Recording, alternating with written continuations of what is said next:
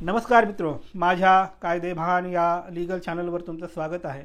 तर आजच्या व्हिडिओचा विषय आहे की तुमच्या शेतामध्ये जाण्यासाठी तुम्हाला रस्ता पाहिजे, तो रस्ता लोकांनी अडवला आहे। या केसमध्ये कुठल्या सेक्शनच्या अंतर्गत रस्ता मागायचा असतो, कुठल्या कायद्याच्या अंतर्गत मागायचा असतो आणि कोणाकडे मागायचा असतो, त्या संदर्भाने तरतुदी काय आहेत हे आपण बघूया।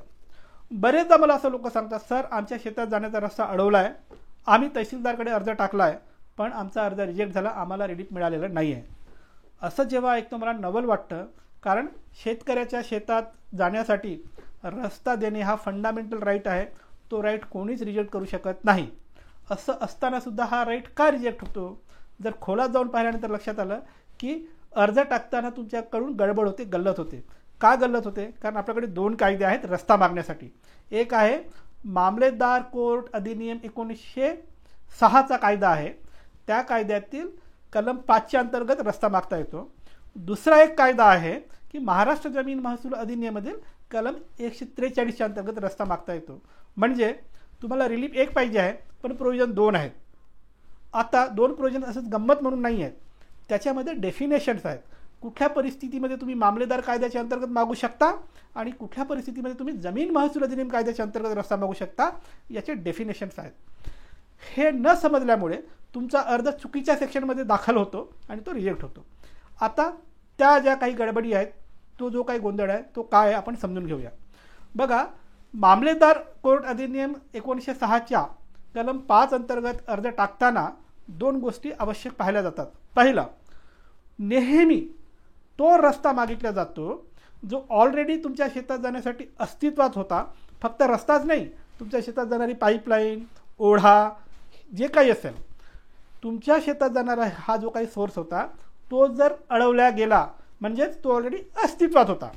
अस्तित्वात असलेला रस्ता अडवला गेला असेल तर त्याला रिस्टोर करण्यासाठी कलम 5च्या अंतर्गत अर्ज दाखल करतात। कोणत्या कायद्याच्या कलम 5 अंतर्गत? मामलेदार कोर्ट अधिनियम 1906च्या कलम 5च्या अंतर्गत रस्त्याची मागणी केली जाते, जुना रस्ता रिस्टोर करण्यासाठी। ही पहिली अट। दुसरी अट, याला लिमिटेशन आहे। तुमचा रस्ता अडवला, तुमचा रस्ता खोदला किंवा तुमच्या रस्त्यात अडथळा निर्माण केला, या घटनेपासून 6 महिन्याच्या आत जर तुम्ही अर्ज टाकला कलम 5च्या अंतर्गत तरच तुम्हाला रिलीफ मिळतो। अदरवाईज सेक्शन 5चं लिमिटेशन संपलं म्हणून तुमचा अर्ज बाद होतो। तर ह्या दोन जर कंडिशन असतील तरच कलम 5च्या अंतर्गत तुम्ही रस्ता रिस्टोर करून मागण्यासाठी अर्ज द्या, तुमचा अर्ज 200% ग्रांट होतो, तो रिजेक्ट होऊ शकत नाही। हे झालं पहिला कायदा। आता दुसरा जो कायदा आहे महाराष्ट्र जमीन महसूल अधिनियम 1966च्या अंतर्गत कलम 143 अंतर्गत आपण रस्ता मागतो, हा मात्र रिस्टोरवाला प्रकार नाही।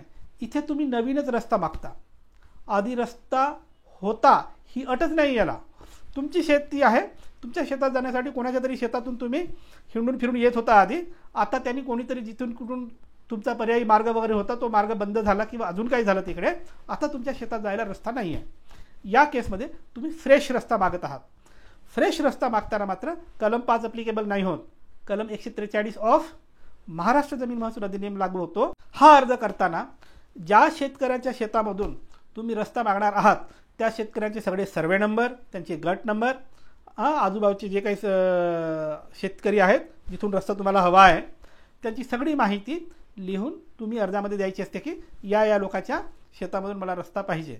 आता हा रस्ता कसा मिळतो? जर एकाच शेतकऱ्याच्या शेतातून जर जमीन येत असेल तर त्याच्या बांधावरून मिळतं, त्याच्या मालकी हक्काच्या जमिनीतून वाट काढून तुम्हाला देण्यात येतं, त्याच्यातील पहिला पर्याय। पण जर दोन शेतकरी येत असतील तेव्हा मात्र बांधावरून जो रस्ता दिला जातो तेव्हा इकडच्या शेतकऱ्याचा अर्धा रस्ता ऑक्युपाय केला जातो, ॲक्वायर केला जातो आणि दुसऱ्या शेतकऱ्याचा अर्धा, असं त्या बांधाला जे दोन शेतकरी लागतात त्यांचा दोन्हीकडचा अर्धा जमीन ऑक्युपाय करून तुम्हाला बांधावरून रस्ता काढून देण्यात येतो आणि हा रस्ता तात्काळ काढून दिला जातो। तर हा कसा रस्ता होतो? हा नवीन रस्ता, फ्रेश रस्ता तुम्हाला तयार करून देण्यात येतो। तर आता तुमच्या लक्षात आलं का तुमचे अर्ज का रिजेक्ट होतात? नवीन रस्ता जेव्हा तुम्हाला पाहिजे असतो तेव्हा कलम 143चा अर्ज केला पाहिजे, याला लिमिटेशन नाही। का? कारण तुम्ही नवीनच रस्ता मागत आहात, त्याच्यामुळे लिमिटेशनवर काही लागू पडत नाही, तुम्ही कधी अर्ज देऊ शकता। आणि जुना रस्ता जो बंद करण्यात आला तो मागायचा असेल तर कलम 5च्या अंतर्गत अर्ज टाका आणि त्याला लिमिटेशन आहे 6 महिन्याच्या आतच तुम्हाला अर्ज द्यावा लागतो. तो नाही दिला तर रिजेक्ट होतो. थोडक्यात या सगळ्या गोष्टीमुळे रस्त्यासाठी टाकलेला अर्ज रिजेक्ट होतो.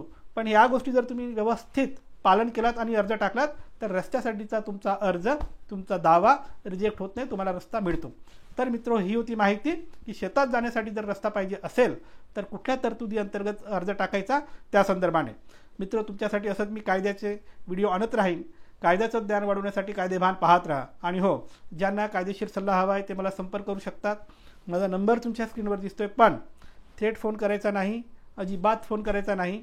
व्हॉट्सॲपवर जा, नाव, गाव, जिल्हा आणि केसची माहिती लिहून व्हॉट्सॲप करा. तुमच्या केसमध्ये मेरिट असेल तर आम्ही तुम्हाला सल्ला देऊ. बाय.